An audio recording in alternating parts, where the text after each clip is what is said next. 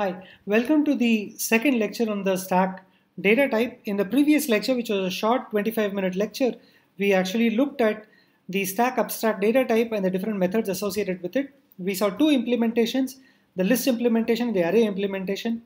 When I mean the list, what I mean by the list implementation and the array implementation is that the stack data are organized in a list, right? Or are they organized in an array, right? And we also saw some interesting programming practices, right? So we noticed that the header file really did not expose the information to the programmer as to whether the underlying implementation is the array implementation or the list implementation, right? So this is a very important programming approach that you should definitely try and use in your different programming projects.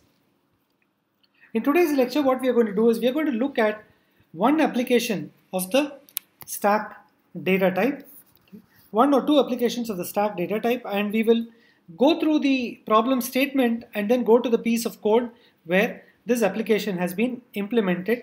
We will look at the function calls made in that particular program. We will run the program, understand what the programming does, and stop. That will essentially be another short 20-minute module, 20 to 25-minute module for the lectures of this week on the stack data type.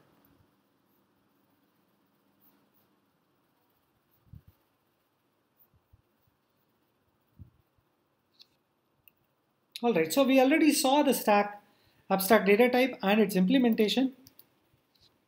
Let's look at the following very simple exercise. So many of us repeatedly write multiple arithmetic expressions, right? So when we write a program, we write many arithmetic expressions that involve different kinds of parentheses. For example, if you're programming in C, right, this is a standard delimiter, right? So for every appropriate function call, then you have an open braces and a close braces. Here, whenever you define an array, we use the square brackets. Right? And when you define a function, for example, you use these parentheses. So a very simple programming exercise is to check whether in a given expression or in a given sentence, right, whether the collection of parentheses alone forms the balanced set. Right? So what do I mean by balanced set? Right? So it means that the open brackets must be followed by the close brackets. Right? So if I take a sequence of brackets, I say that the sequence of brackets is a balanced sequence if every open bracket is followed by a close bracket. Right? A unique close bracket. In other words, for every open bracket, there must be a corresponding close bracket. Right? Fine. So, I mean, it can't be the situation that you have like 50 open brackets and one close bracket following it. That's definitely not balanced. So therefore, for every open bracket, you must be able to identify a unique corresponding close bracket. This is the program.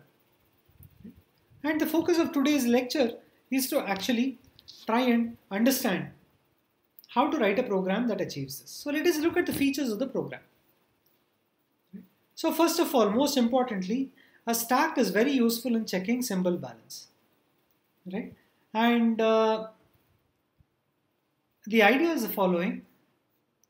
Whenever we find open brackets, we keep pushing the open brackets onto the stack. Whenever a close symbol is found, we must match it with the most recent opening symbol of the same type. That is, if you found a flower bracket, right, you push it onto the stack. Just following it, if you see a open bracket, closed flower bracket, then that closed flower bracket is associated with this particular open bracket. Therefore, when a closing symbol is found, it must match the most recent opening symbol of the same type.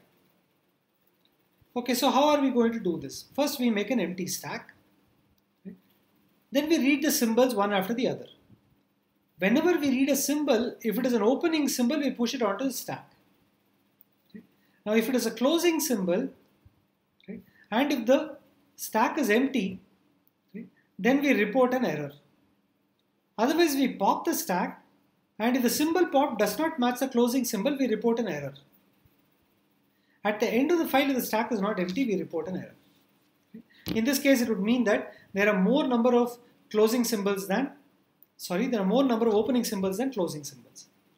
So I hope the logic is clear. The logic is that you will scan the input sequence of different parentheses, which can be of these three different types. Whenever we find an opening symbol, which could be either this flower bracket or the square bracket or this parenthesis, we push it on the stack. Whenever we see a closing symbol, we pop off the topmost value of the stack and compare whether the closing symbol and the opening symbol just obtained from the top of the stack are of the same type. If they are not of the same type, you give an error message. If they are the same type, then you are done. You can continue to go through the recursion.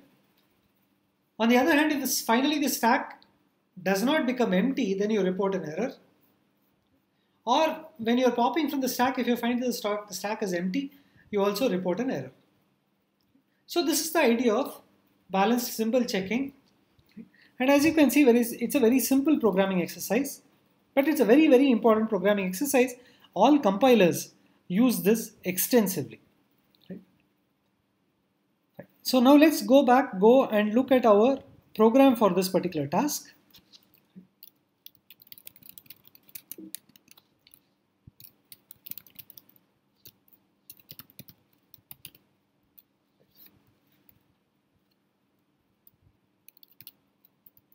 Okay, so let me just quickly reorganize the comments.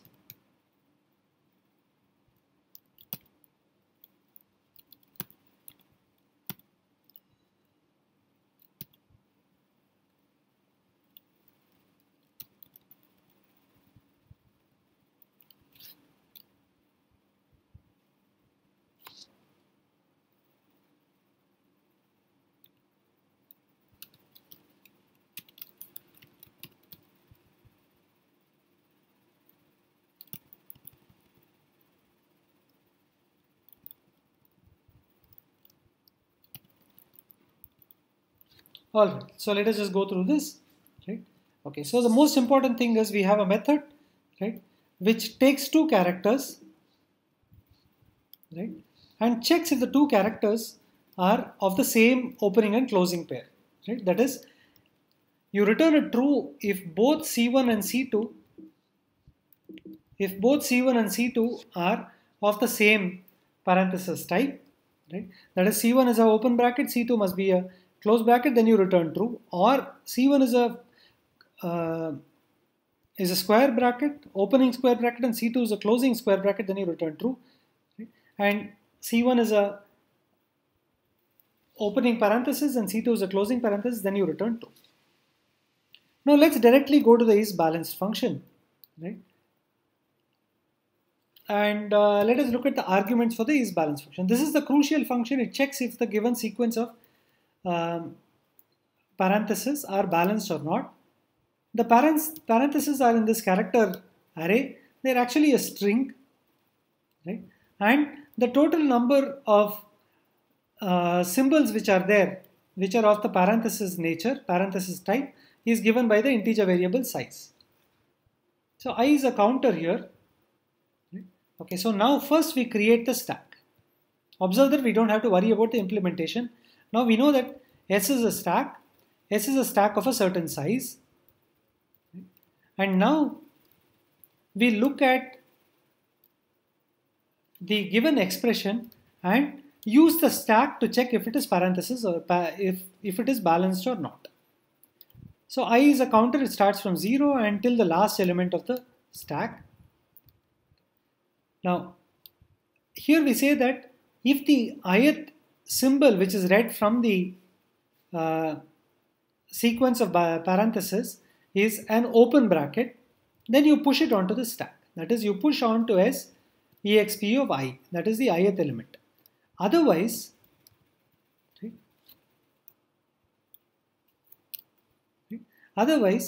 right, so which we come here, we look at the top of the stack. This is peak.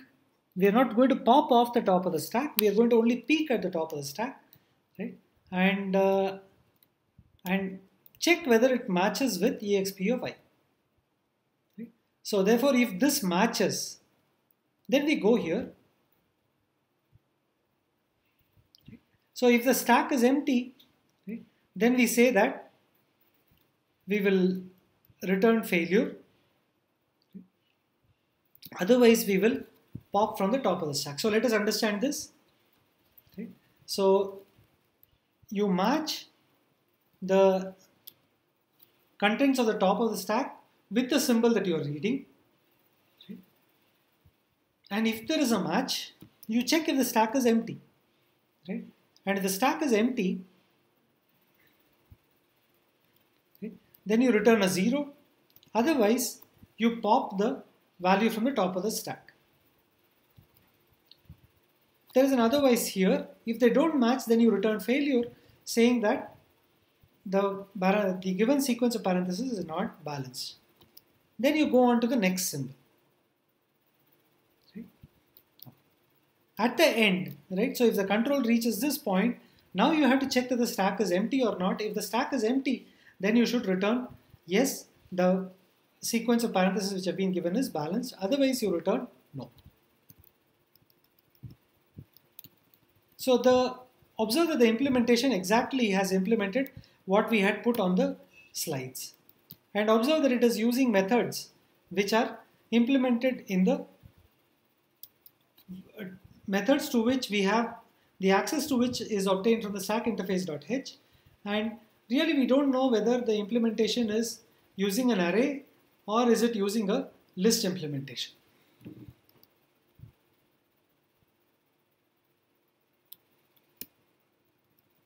Alright, so let us look at the main function. Okay.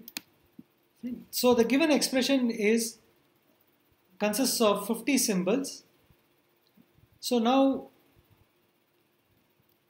we read this whole string into expression. Observe that there is no ampersand here.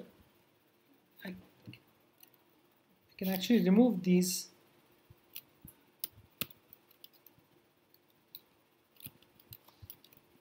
Right, the code is extremely simple and crisp.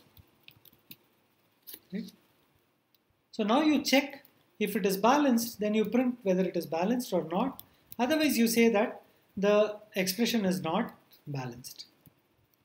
Observe that we are using a function from the string library which tells us how long the string in exp is.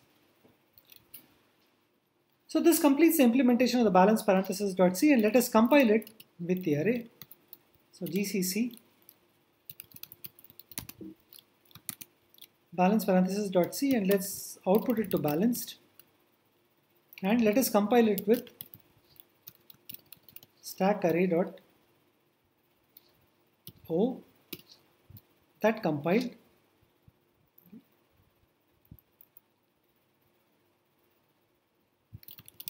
Now this is using the list implementation, and let us use the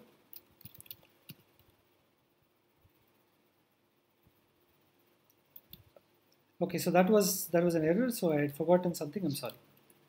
So I take this away, take this back.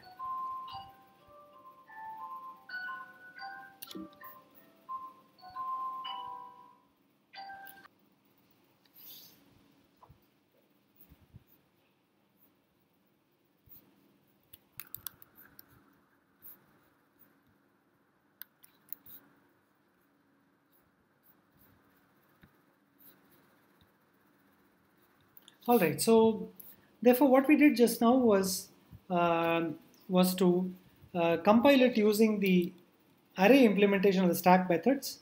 Right, so let me just compile this again. Right, now let's run the balanced parenthesis checker that we have just written. So let's give the simplest of exercises. It says that the expression is balanced. It says that the expression is balanced. Okay. Now let's try parentheses of two different types. As you can see, what you see at the top of the stack and what you read, they are not of the same type, and therefore you get an answer that the expression is not balanced. Okay. Now let's try more sophisticated ones.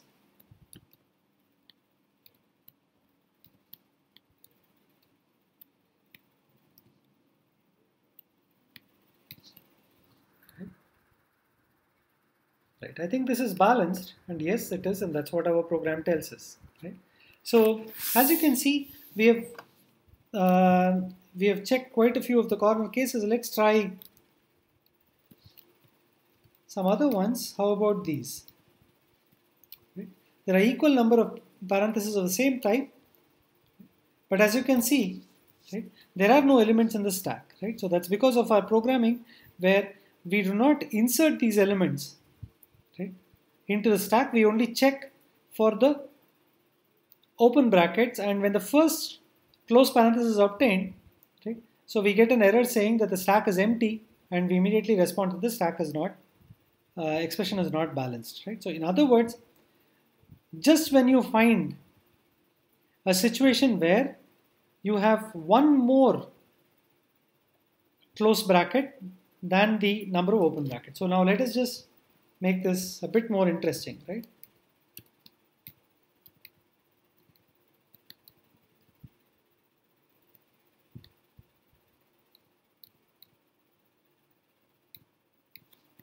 If you look at this input carefully, you will notice that I have typed one more close bracket than open bracket, and you will see the message that there is a stack underflow.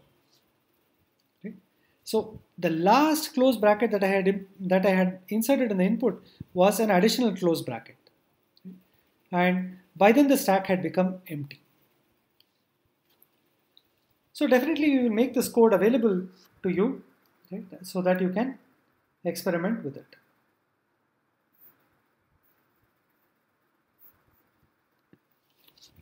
Okay, so really we've seen a very nice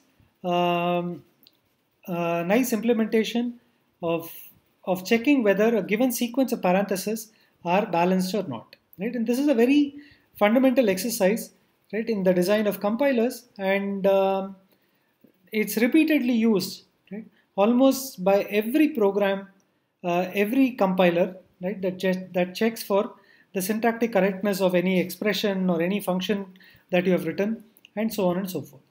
Fine. So when we move to the next part of the lecture, right, so you will now see a slightly more sophisticated implementation, a sophisticated programming exercise where the stack gets used in a very, very fundamentally different way than we have seen so far. So what you will also observe is that we have also used very nice programming techniques where the interface files, right, gave us access to different methods. We understood what the meaning of the methods is and what the return type of the methods were, right? And using those methods which were already implemented, our programming became fairly simple. So that brings to end this first simple application of the stack data type, which is to check for balanced parentheses. By the way, when I mentioned about compilers, it's also important for you to remember that it is very unlikely that a compiler just gets a sequence of parentheses to check for whether it is balanced or not. Right? Typically, a compiler gets an expression, right, or a program text, right, or an editor gets a program text and it has to check if the parentheses are balanced. Right? So you may be aware of many editors. Right? Actually, I should show you the VI editor, right, at this point. Right? It is extremely useful. So let me just show you this C file. Now you can see that I've created an open bracket. Now I close the open bracket. Now you see that the editor itself is doing very sophisticated things like matching which is the corresponding open bracket for this closed bracket. So now let's do this. Let's type something, and now when I close this bracket, observe that the editor highlights the corresponding open bracket, right? And this does this.